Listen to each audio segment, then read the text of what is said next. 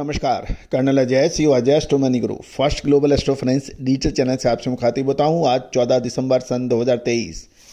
दोस्तों, कॉटन कपास पर हम आपको लगातार अपडेट और विश्लेषण देते हैं और हर तेजी और मंदी का पहले विश्लेषण देने का प्रयास करते हैं। आज खबर निकल के आ रही है कि देश भर में कॉटन प्रोड्यूसिंग स्टेट्स के अंदर लगभग 1,70,700 बेल्स कॉटन की आवक होने के समाचार हैं। कल यानी बुधवार 13 दिसंबर को कॉटन की अराइवल 1,68,200 से आज बढ़कर ये 14 दिसंबर को 1,70,700 हो गई है। दोस्तों, इसमें पंजाब और हरियाणा, अपर एंड लोअर राजस्थान में से 31,000 बेल्स की, गुजरात में 35, महाराष्ट्र में 35, मध्य प्रदेश में 15,500 और आंध्र और तेलंगाना में 43,000 बेल्स के अलावा की आवक होने के समाचार हैं। तमिलनाडु में 200 और कर्नाटक की मंडियों में 10,000 बेल्स की समाचार मिले हैं। दोस्तों, ये भी खबर निकल के आ रही है कि कच्चे तेल के अंदर भारी उतार चढ़ाव का असर भारतीय एवं ग्लोबल बाजार में कॉटन पे पड़ रहा है। दोस्तों, ये भी खबर निकल के आ रही है कि स्पिनिंग मिल्स सीमित मात्रा में बाइंग कर रही है और क्योंकि लगातार पिछले 8 दिनों से कॉटन की कीमतों में स्थायित्व यानी स्टेबिलिटी है, कोई बहुत ज़्यादा चेंजेज नहीं आ रहे हैं। गौरतलब है कि मिलें केवल ज़रूरत के हिसाब से ही कॉटन की खरीद कर रही है, इसलिए हाजिर बाज़ारों में कीमतों में कोई बड़ा परिवर्तन नहीं आ रहा है। जबकि NCDX और MCX वायदा बाजार के अंदर कॉटन के दाम लगातार तेज हो रहे हैं। दूसरी ओर अंतर्राष्ट्रीय बाजारों में कच्चे तेल में गिरावट के कारण न्यूयॉर्क और चीन के रुई वायदे बाजारों में कमजोरी देखी जा रही है। गौरतलब है कि चीन में लगातार 8 से 9 दिन तेजी के बाद वहां पर भी अब कमजोरी दिखाई दी है। क्रूड ऑयल में लगभग 6% की तेज मंदी के बाद न्यूयॉर्क और चीन के कॉटन फ्यूचर मार्केट में कमजोरी देखी गई है। गौरतलब है कि चाइना में रुई का जनवरी वायदा लगातार 10 दिन बढ़त पे बंद हुआ था, लेकिन ये बुधवार को 65 युआन तक गिरने के समाचार हैं और मार्च फ्यूचर चीन का 95 युआन यानी 95 युआन और मई वायदा 90 युआन तक गिर गया है। सभी ग्लोबल रुई कॉन्ट्रैक्ट जो फ्यूचर मार्केट है वहां पर बाजारों में गिरावट देखी गई, क्योंकि क्रूड तेल में गिरावट के बाद का असर रुई की मांगों पर भी पड़ता है। चीन का जनवरी रुई वायदा पिछले 10 दिनों से लगातार बढ़ रहा था, जिसका हमने आपको विश्लेषण भी दिया था, क्योंकि चीन का रिजर्व कॉटन स्टॉक काफ़ी कम हो गया था। इसको देखते हुए रुई का आयात चीन को बढ़ाना पड़ सकता था।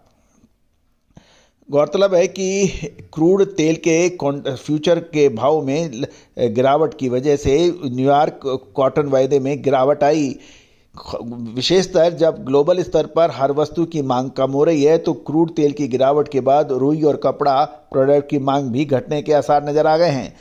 गौरतलब है कि पाकिस्तान में इस साल रुई का उत्पादन पिछले साल के मुकाबले 81% बढ़ा है और वहां की सरकार ने 1,000 गारमेंट प्लांट लगाने की भी योजना बनाई है और प्रत्येक प्लांट $5 मिलियन का निवेश किया जाएगा।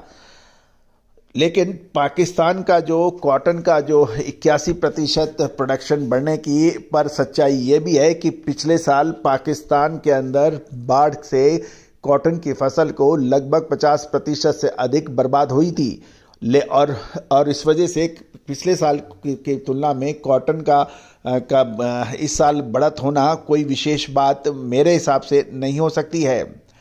गौरतलब है कि अक्टूबर में ऑस्ट्रेलिया का रुई निर्यात 9.99 लाख बेल्स का रहा, जो सालाना 4.3% बढ़त बता रहा है। चीन ऑस्ट्रेलिया का रुई का सबसे बड़ा खरीदार माना जाता है। अक्टूबर महीने में चीन को 3.64 लाख गांठ का निर्यात ऑस्ट्रेलिया ने किया था और इस साल जनवरी से अक्टूबर तक ऑस्ट्रेलियन रुई का निर्यात 30.51 लाख बेल्स का रहा, जो पिछले साल से 14% कम है। तो कुल मिलाकर दोस्तों, दिसंबर और जनवरी महीना रुई के लिए निर्णायक साबित हो सकता है। क्या इसमें तेजी बनेगी या कमी?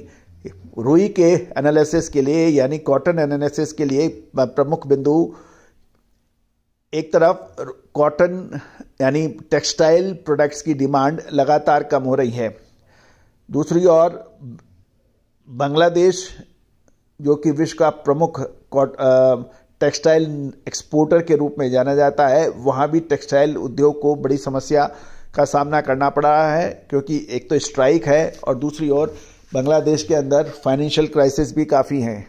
तीसरा, कच्चे तेल के अंदर भारी उतार चढ़ाव भी कॉटन की प्राइसेस को इफेक्ट कर रहा है। लेकिन भारत के अंदर पंजाब, हरियाणा और राजस्थान के अंदर कॉटन की क्वालिटी इस बार काफ़ी हल्की है। कुल मिलाकर कॉटन का बाजार अब एक दिलचस्प मोड़ पे पहुंच गया है कि आगे तेजी दिखा रहा है या मंदी। इसकी विशेष रिसर्च रिपोर्ट के लिए आप संपर्क कर सकते हैं। All the very best, good luck, happy trading.